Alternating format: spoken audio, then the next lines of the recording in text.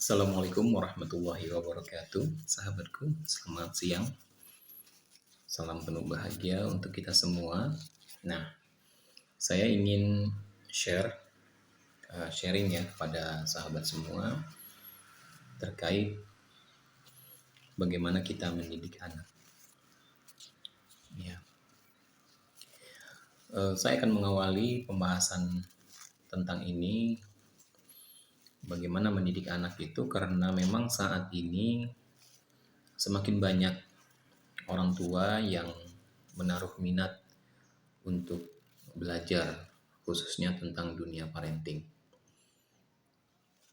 Tahukah Anda bahwa sesungguhnya parenting itu adalah salah satu cara bagaimana kita sebagai orang tua itu bisa menciptakan generasi penerus yang baik, dan juga bisa membangun mata rantai kebaikan, supaya kebaikan itu tidak terputus hanya sampai di kita saja. Nah, sekarang pertanyaannya, lantas bermunculanlah berbagai macam bentuk mendidik, dari yang sekuler sampai yang agamis, dari yang saintis sampai ke akhiratis. Nah, saya akan coba untuk share tentang bagaimana dikotomi ilmu. Coba, kita sering mendengar perkataan banyak orang di luaran di lingkungan kita tentunya, yang mengatakan, ayo kita menuju surga. Nah, bagaimana caranya untuk menuju surga?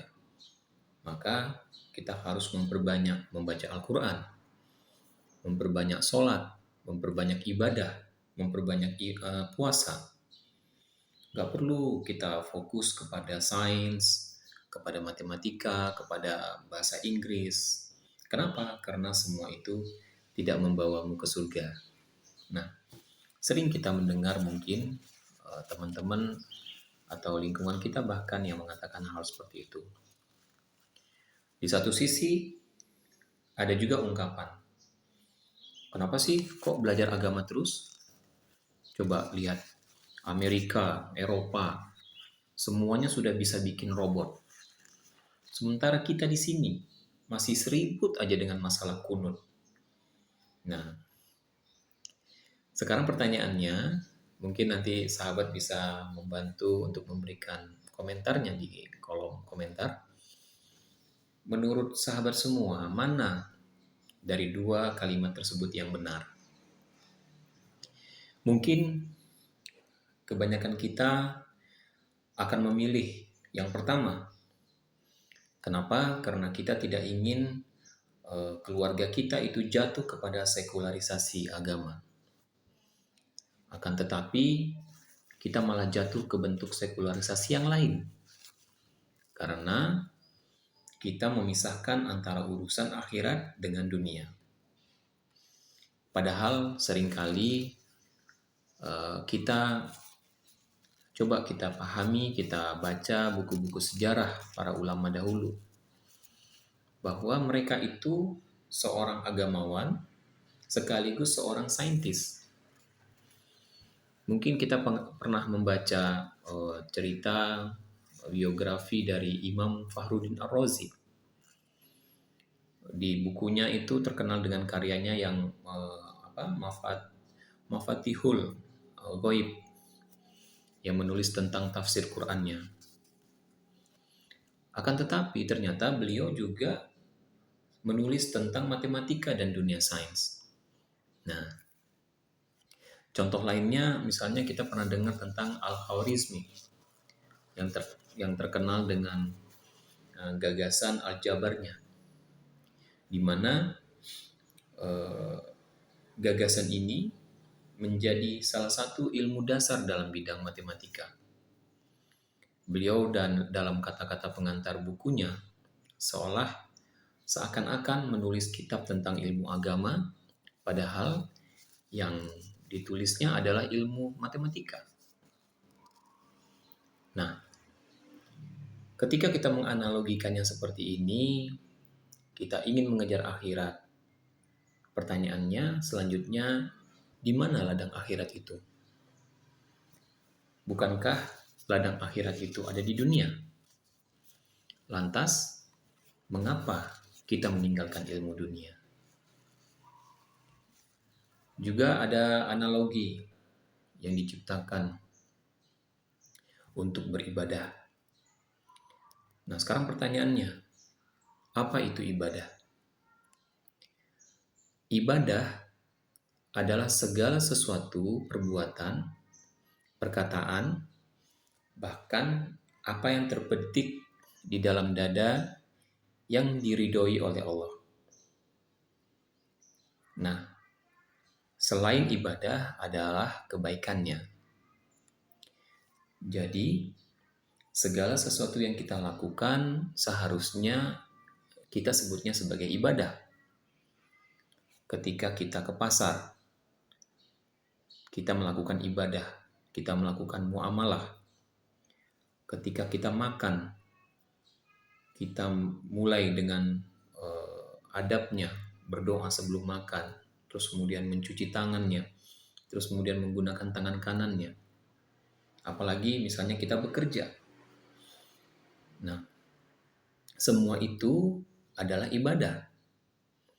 Syaratnya, jadikan itu semua adalah sesuatu yang diridhoi oleh Allah Subhanahu wa Ta'ala. Kalau semisalnya ibadah itu hanya sekedar baca Quran, sholat, zakat, umroh, haji, dan lain sebagainya, maka ketika kita tidur, makan, jalan, berarti kita melakukan sesuatu yang bukan ibadah atau musyrik. Mengapa? Karena kita sedang tidak beribadah kepada Allah. Nah, ketika kita berpikir bahwa pembagian ibadah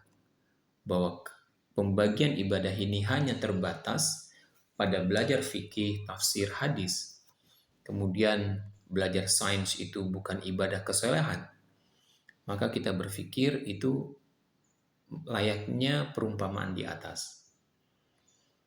Jadi, untuk bagian pertama ini adalah kesimpulannya. Jadi kesimpulan untuk bagian pertama ini adalah tidak ada perbedaan ilmu yang di dunia, ilmu dunia dan ilmu agama.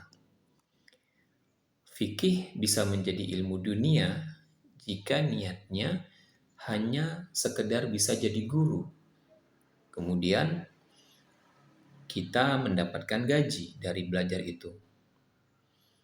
Dan bisa jadi belajar pertanian adalah ilmu agama karena kita niatkan untuk memudahkan para petani menyediakan pangan bagi masyarakat. Coba, mungkin saya ingin mengajak sahabat semua, mari kita renungkan. Mari kita tekun dengan bidang yang kita jalani. Ketika kita menjadi pedagang, maka jadilah pedagang yang Allah ridho atasnya. Ketika kita menjadi petani, maka jadilah petani yang Allah ridho. Dan ketika kita menjadi guru misalnya, jadilah guru yang Allah ridho. Nah, dan juga sekarang bagaimana kita belajar untuk menjadi orang tua di mana Allah ridho bahwa kita melakukannya untuk hanya mengharapkan ridho dari Allah. Mungkin kita bukan yang berharap supaya anak kita menjadi muhaddis ataupun menjadi seorang hafiz. Tapi bagaimana menjadi seseorang yang Allah ridho atas apapun keadaannya. Nah, Tentu saja makna perkataan ini bukan bermaksud untuk menjadikan ridho yang lebih utama dari yang lainnya. Artinya, kita sebagai orang tua tetap harus memperhatikan kedua hal tadi. Demikian, nanti kita akan lanjutkan untuk part berikutnya, sahabat semua. Semoga bermanfaat. Barakallahu fikum untuk kita semua. Semoga Allah ridho dan menjadikan obrolan kita pada siang hari ini menjadi sesuatu yang bermakna, sesuatu yang bermanfaat. Terima kasih karena sudah mendengarkan. Mungkin saya ingin mengajak sahabat semua juga untuk like, subscribe, dan memberikan komen yang terbaik di channel ini. Terima kasih. Assalamualaikum warahmatullahi wabarakatuh.